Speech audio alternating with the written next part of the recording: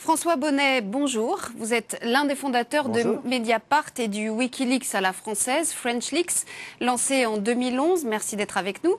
Vous publiez avec le journal Libération des documents classés top secret et qui vont jeter un nouveau pavé dans la mare. Des documents qui révèlent que les Américains ont espionné 3 présidents français. Comment y avez-vous eu accès ? Si vous voulez, on a un partenariat de longue date avec Wikileaks. On avait été un des premiers médias en France à soutenir le lanceur d'alerte Julian Assange. On était allé le voir lorsqu'il vivait reclus dans un petit manoir dans la campagne près de Londres, donc bien avant qu'il soit réfugié à l'ambassade d'Équateur à Londres. Et donc, depuis longtemps, on est en contact avec l'équipe de Wikileaks, on échange régulièrement et ça fait partie des différents partenariats que Wikileaks a montés avec des médias européens. Avez-vous tout publié ou vous nous réservez encore des surprises ? Alors non, comme il s'agit de documents importants et qui, je dirais, chacun raconte des histoires différentes, des histoires de surveillance et d'espionnage, on va publier ces documents en plusieurs vagues pour, je dirais, avoir le temps chaque fois d'analyser la portée exacte de ces documents. C'est important pour vous que le grand public soit informé de ces pratiques malgré les risques que vous courez ? Ah mais c'est plus qu'important, c'est essentiel. Il s'agit de quoi? Il s'agit du droit fondamental, du droit constitutionnel, du droit de savoir des citoyens. Donc il s'agit de la liberté d'informer. Et si vous voulez, depuis le début, quelqu'un comme Julian Assange ou quelqu'un comme Edward Snowden nous servent de lanceurs d'alerte. Lanceurs d'alerte, c'est-à-dire qu'ils sont au cœur d'institutions, c'est le cas de Snowden avec la NSA, et qui permet de raconter des dispositifs intérieurs qui quand même violent à peu près toutes les lois internationales. Puisque de quoi s'agit-il ? C'est qu'en toute illégalité selon les traités internationaux, les États-Unis ont massivement espionné des gouvernements et des pouvoirs étrangers et ont massivement espionné l'un de leurs meilleurs alliés, en l'occurrence le pouvoir français. Et ça, pas à l'occasion d'une crise, non, sur le long terme, puisque nos documents, les premiers remontent à 2002 et les derniers portent sur l'année 2012. Donc pendant une décennie, on voit se mettre en place un mécanisme de surveillance, d'écoute téléphonique, d'interception de toutes les communications électroniques qui ne concerne pas seulement 3 présidents de la République, Chirac, Sarkozy et Hollande, mais qui concerne par exemple des directeurs d'administration, des hauts fonctionnaires, des chefs d'entreprise, des conseillers dans des cabinets ministériels. Donc on est bien sur la surveillance de l'ensemble de l'appareil économique et politique d'un pays qui est considéré pourtant comme un pays allié. Et c'est là où, évidemment, ça prend toutes les dimensions d'une crise majeure. Alors, justement, qu'est-ce que cela nous dit, qu'est-ce que ça nous apprend sur les relations entre les Américains et leurs alliés ? Alors, ça nous apprend, je dirais, que dans le contenu même des documents, il n'y a pas de révélation explosive. Ce que ça nous apprend, c'est que tout de même, la méfiance est au cœur des relations entre alliés. Elle est d'autant plus au cœur que c'est pas nouveau, mais à cette échelle-là, ça l'est.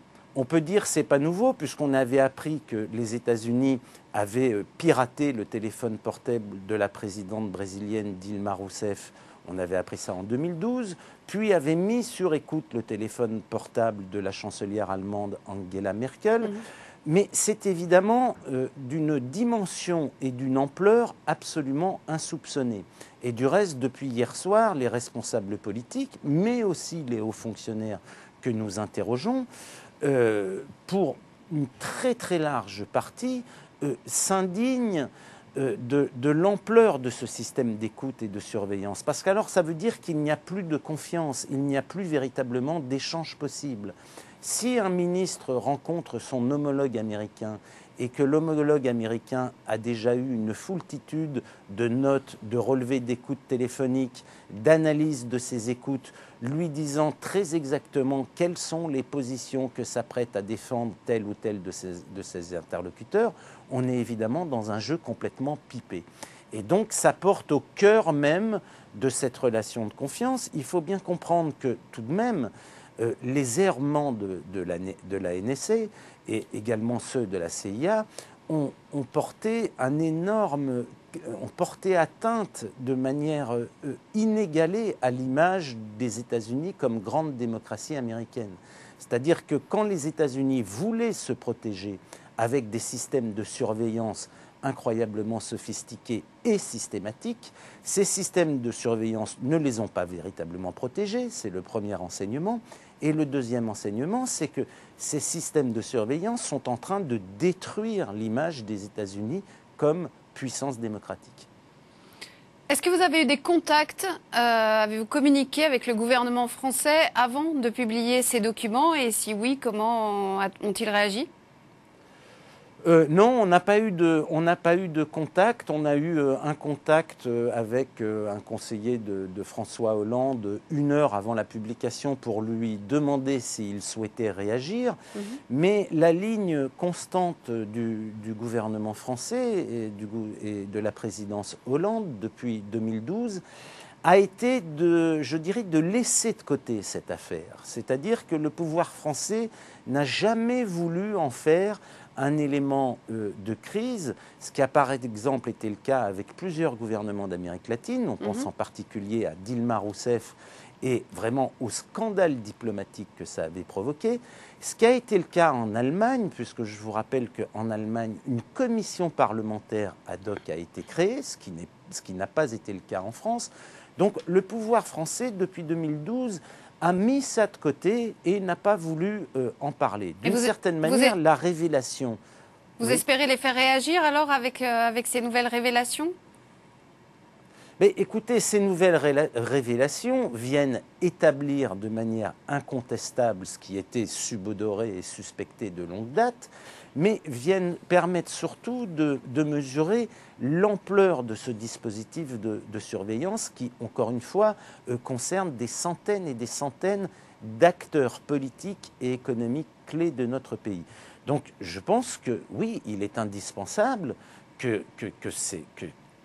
ces faits d'abord soient dévoilés et ensuite que des mesures soient prises, parce qu'on ne peut pas introduire et installer la méfiance au cœur de relations entre pays alliés.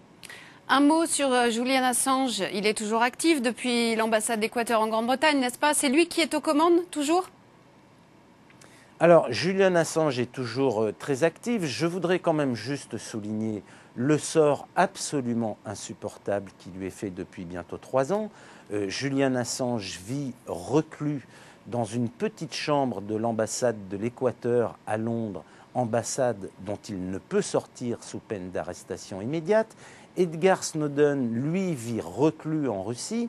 Et finalement, ces deux personnes qui, depuis quelques années, ont bouleversé, par leurs révélations, ont bouleversé notre connaissance de la puissance des États, de leurs relations, sont aujourd'hui traités comme des pestiférés et l'objet de chasses incessantes. Et je pense que la grandeur de la France serait d'accorder le droit d'asile. C'est ce que j'allais vous demander, puisque certains le proposent aujourd'hui. Et de plus en plus de gens le proposent en France, des parlementaires, des avocats. J'entendais ce matin le grand avocat Jean-Pierre Mignard qui demandait que l'asile soit accordé à Assange et à Snowden, parce que ces gens se battent pour nos libertés.